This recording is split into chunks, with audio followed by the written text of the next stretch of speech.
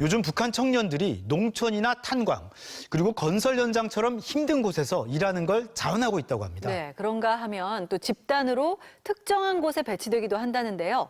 도대체 무슨 일인지 알아보겠습니다. 함께 하실 두 분 모셨습니다. 어서 오세요. 안녕하세요.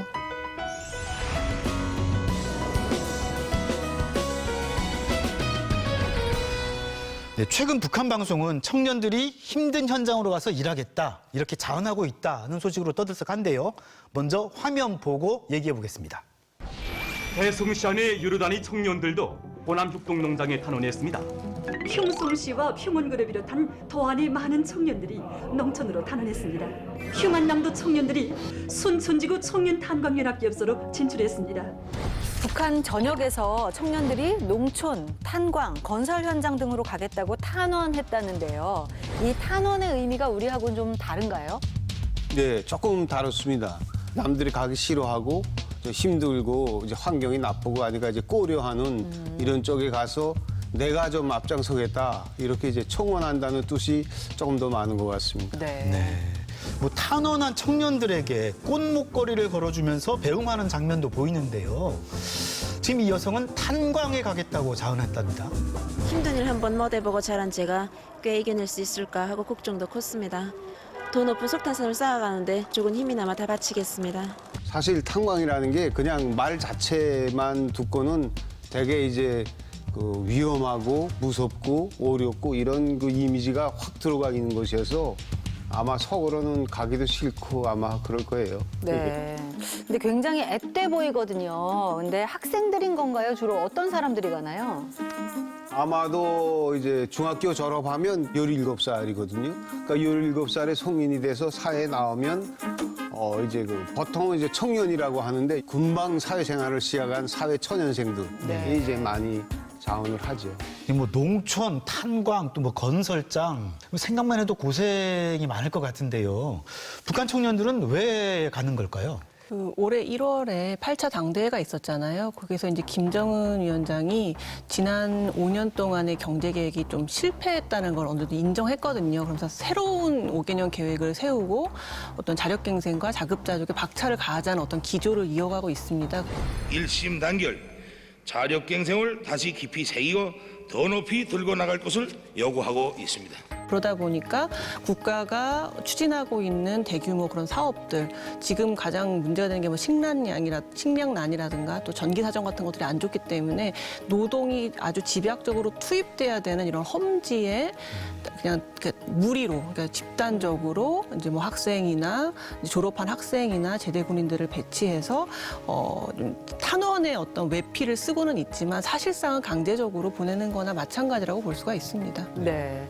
북한 당국의 그런 목적은 좀 알 것도 같은데요. 청년들은 왜 자원을 하는 걸까요? 의무적으로 뭐 다 자원해야 되는 건 아니잖아요. 농촌에 가든 탄광에 가든 살 수 있는 집은 주고 그다음에 이제 가전제품 이런 것들을 이제 줍니다. 그러니까 내가 여기서 힘들게 사는 것보다 거기 가서 육체적으로는 좀 힘들어도 나와 우리 가정이 그래도 조금은 이제 여유가 생길 수 있는 그런 조건도 있고 잘하면 이제 당원도 되고 앞으로 또 출세도 할 수 있는 그런 또 발판으로도 되거든요. 뭐 무리 배치를 한다고 들었는데요. 이게 무리로 배치를 한다는 건지 무리하게 배치를 한다는 건지 무리 배치 어떤 뜻인가요? 공식적인 용어는 집단 배치거든요. 이 무리 배치한다는 말은 이제 일반 주민들이 지어낸 말입니다. 그래서 그냥 무리 지어서 가고 안 가기 싫은데 무리하게 또 이제 가라고 그래서 무리 배치 이제라는 말을 많이 쓰는데 집단적으로 이제 현장에 배치한다는 뜻입니다. 네. 구체적으로 이게 어디로 어떻게 보낸다는 겁니까? 고등학교를 보통 졸업하면 그러니까 4명 내지 5명 정도가 그 대학에 가고 군대 가는 그 애들을 내놓고 나머지는 이제 무리 배치를 하는 거예요. 그러니까 농촌이 중요하다고 이제 당국에서 이야기하면 농촌에 보내고 탄광이 중요하다면 탄광에 보내고 시기별로 이제 무리 배치가 진행되는데 한 반이 통째로 가기도 하고 한 학교가 이제 통째로 가고 어떤 때는 이제 지역에서 그 지역에서 졸업하는 애들이 다 같이 이제 가는 경우도 있습니다. 특히 그때 당국에서 엄청 크게 어떤 추진하는 사업, 예를 들어서 뭐 감자 농사를 엄청 크게 한다거나 이런 큰 사업이 있을 때 사실 보통은 굉장히 험지고 일하기 힘든 것들에 대해서 큰 사업을 벌이거든요. 그럼 아무도 가고 싶지 않잖아요. 그렇다 보니까 그냥 그 지역에 있는 모든 학생, 졸업생들이라던가 제대 군인들이 일괄적으로 그 사람의 어떤 적성이나 의향이나 이런 거랑 무관하게 집단적으로 그냥 배치하는 일들이 굉장히 자주 일어나는 일이라고 합니다. 너무 사실 와닿지가 않고 너무 좀 무리스러운 게 아닌가 하는 생각도 드는데요. 혹시 조충희 씨도 이 무리 배치 받아보신 적 있으세요? 네, 저도 이제 고등중학교 졸업하고 석도전 돌격대 무리 배치 받았죠. 근데 누구는 탄광 가고 누구는 돌격대 가고 이건 어떻게 정합니까? 저희 때는 이제 거기에서 선택의 폭이 좀 적기는 했지만 농촌, 탄광, 군수공장, 돌격대 이렇게 나왔거든요. 네. 좀 건설 쪽이 뭐 그래도 좀 괜찮겠다고 해서 이제 돌격대를 나가는데 제 느낌에는 탄광이 제일 힘들 것 같고 그러게요. 건설 그래서 저 같으면 농촌 택할 것 같은데 이제 농촌을 제일 싫어해요. 그러니까 왜 싫어합니까? 농촌에 가서 일하는 것 자체가 이제 뭐 힘들지만 이제 한 번 가면 이제 평생 있어야 되거든요. 네. 진짜요? 정말 뭐 죽지 않으면 나오기 힘들 정도로 이제 정신이라고 하는데 근데 그때는 석도전 돌격대는 이제 3년만 가면 입당도 시키고 대학에 보낸다고 그래서 뭐 돌격대 가서 한 3년은 내가 견뎌낼 수 있겠다 하고서는 이제 갔죠. 예. 근데 3년도 사실은 긴 시간인 것 같은데요. 그 다음엔 대학 가셨어요? 약속은 3년인데 그 거짓말이었어요. 그래서 저는 이제 9년 있었습니다.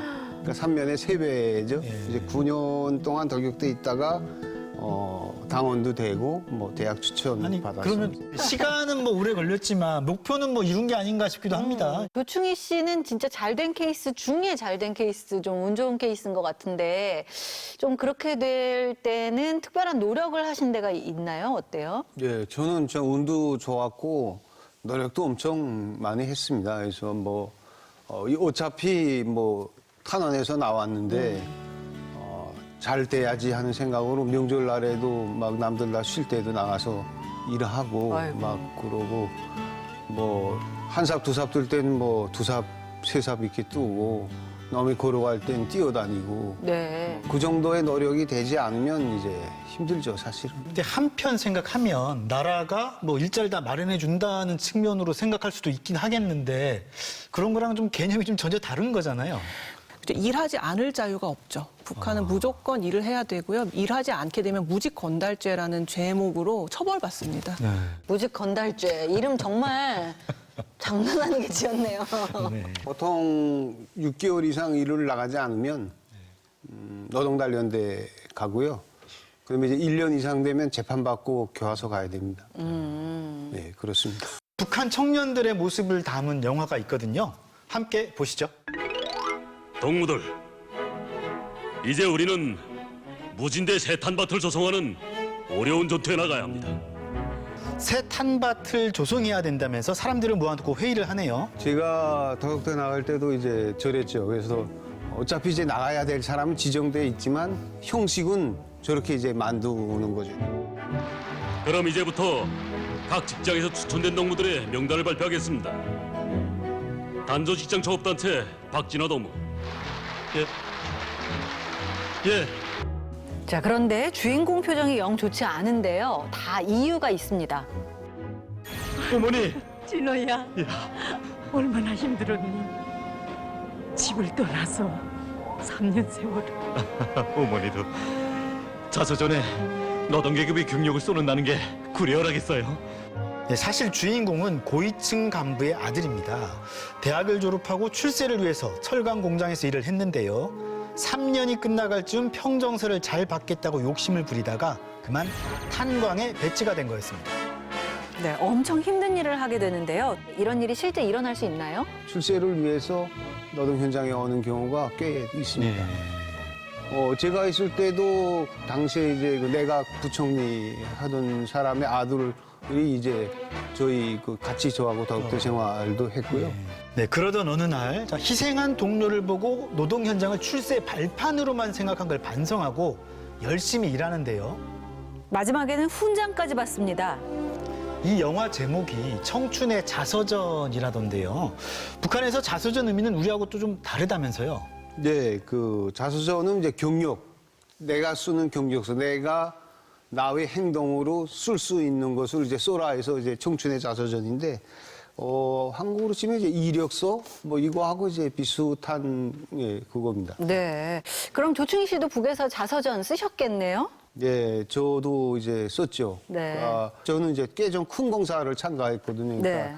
뭐 인민대학 습당 건설이라든지 뭐 북부철길 건설이라든지 이런 이제 대규모 공사에 참가했는데 그래도 이제 제일 어렵다고 하는 공사장들에 내가 있었으니까 뭐 평가 예, 괜찮게 받았습니다. 네. 그 자서전, 그러니까 우리로 치면 이력서에 꼭 노동 현장에서 일한 경력 이런 게 들어가야 되는 거예요, 박사님? 그렇죠. 이제 북한은 어쨌든 사회주의 국가고 전 인민이 다 우리는 노동자라는 하나의 정체성을 갖는 것이 중요하거든요. 그래서 이제 학생들, 청년 조직 이런 데 이제 어떤 커리큘럼이나 프로그램에도 일부러 이런 노동 부분들이 들어갑니다. 이러한 노동자라는 그 정체성을 함양시키기 위한 하나의 그 방법인 셈인 거죠. 네. 노동은 신성하다는 말 많이 하잖아요. 하지만 직업 선택의 자유가 배제되고 의무적으로 어떤 일을 해야 한다면 삶이 참 고단할 것 같다는 생각도 듭니다. 당연하죠. 다음 이 시간에는 북한의 집단 배치 실상에 대해서 더 자세히 알아보겠습니다. 오늘 도움 말씀 주신 두 분 고맙습니다. 고맙습니다.